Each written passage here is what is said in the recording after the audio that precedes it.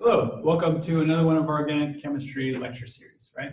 Today we'll be talking about the wittig reaction, where we can take our carbonyls now and react them with other carbon sources to make carbon-carbon bonds. Not only just carbon bonds, but actually make them into alkenes, right? So that's a pretty exciting reaction where I can take my wittig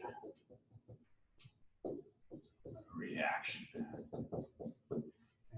where I can take my carbonyl. And again, my carbonyl can either be an aldehyde or ketone, just draw that group here. I can then react it with my new reagent that we work with.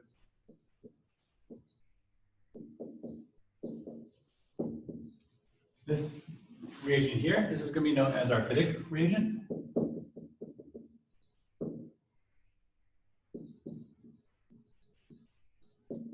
Okay, so we take our carbonyl, react it with our wittig reagent. And what we're going to do here is we're actually going to combine this carbon with this carbon here. And not only are we going to make a carbon bond, we're going to make a carbon double bond. Okay?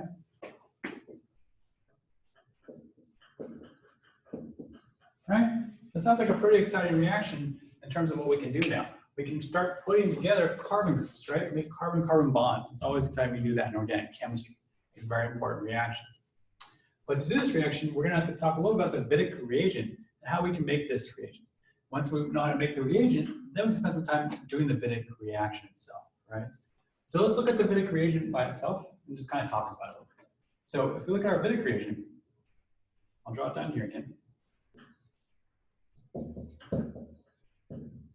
And if we look at it in real life, what the pH 3 means, this is actually going to be a phosphorus group. It's going to have 3 phenyl groups attached to it.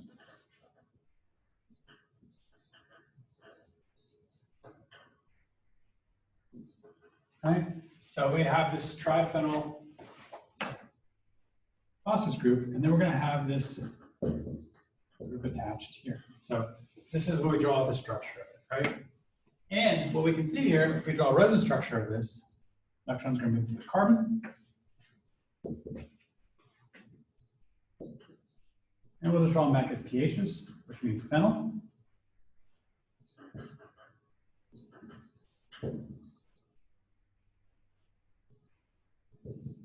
We see a lone pair of electrons with a carbon, and we see a positive charge on the phosphorus here, right?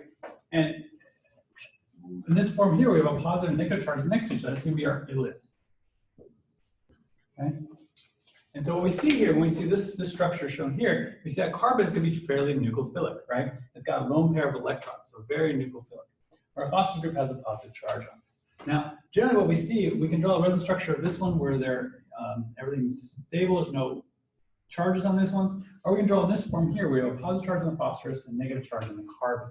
Generally what we see is that there's more in this form here, because this lone pair of electron can't be stable, can't overlap very efficiently with the orbitals from the carbon orbitals and the phosphorus orbitals can't overlap very well, right? So we see it more in this form here, where we have this carbon that's going to be very nucleophilic, okay?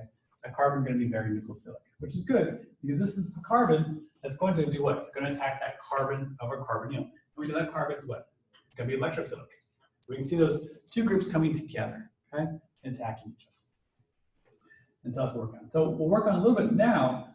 How are we going to make this ellipse, right? How are we going to make this complex so that this can then do what? It can then attack that carbon of the carbonyl, right? That'll be the next part here. So let's see how we can make that.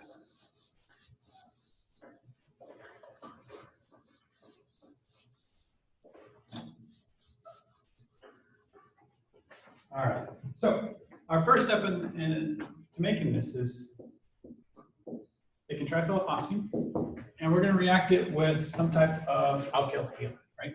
This first one here, we'll just do CH3. And we'll have a halide here. And then halide can equal,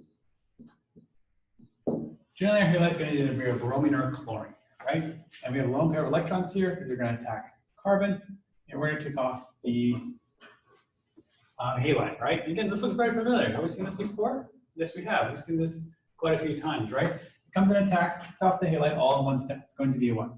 SN2 type mechanism. This will be important because this kind of gives us some limitations about what type of alkyl halide we can work with, right? Now we form this species here. Our phosphorus now has a positive charge, right? And we form this species here, right? Do we make our wittig reagent yet? We're close. We got the right pieces, but we're missing what? We're missing that lone pair of electrons on carbon. How are we going to put that lone pair of electrons on carbon, right? What are we going to do? Well, it turns out, though, if we look at the structure again, pH3P, we need to remove one of these hydrogens, right? We need to remove it. Unfortunately, though, the pK of this one, this hydrogen is around 35, right? So that tells you it's not very acidic at all, right? So we're going to need a very, very strong base to pull off that hydrogen, right? We're going to have to use a very strong base. So we have to employ a new base. We have to employ butyl lithium.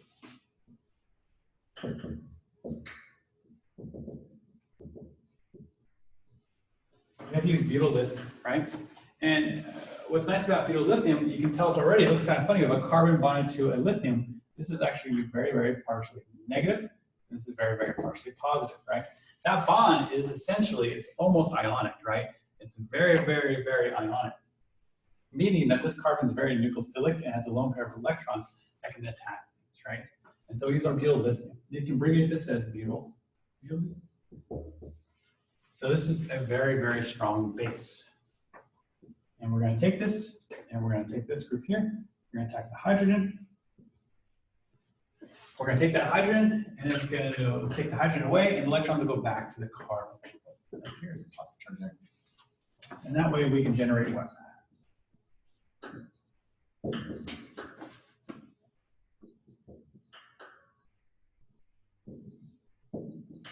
We can generate our wittig reagent. Now we have our wittig reagent ready to go, right? We have our butyl lithium, right?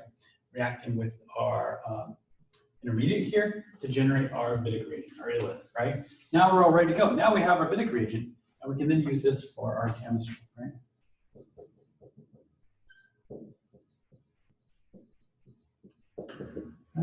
We have our wittig reagent.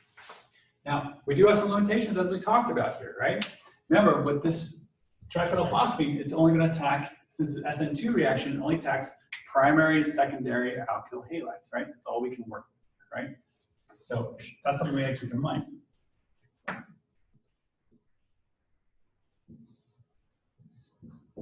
Only attacks primary and secondary.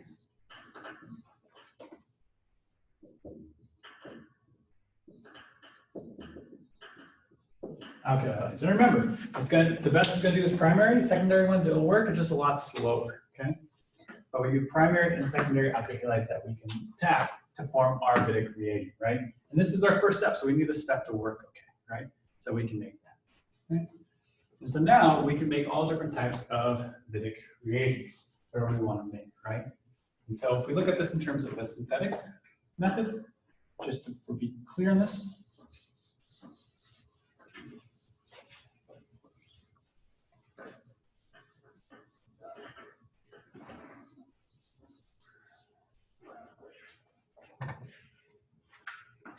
Let's do this. Let's take, right, something like this.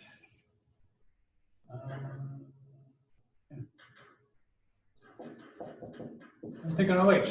I can take an OH, react with TBr3.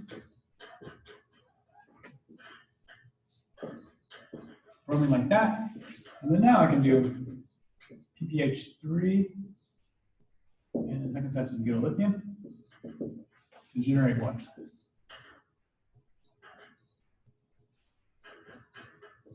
I can make my wittig reagent.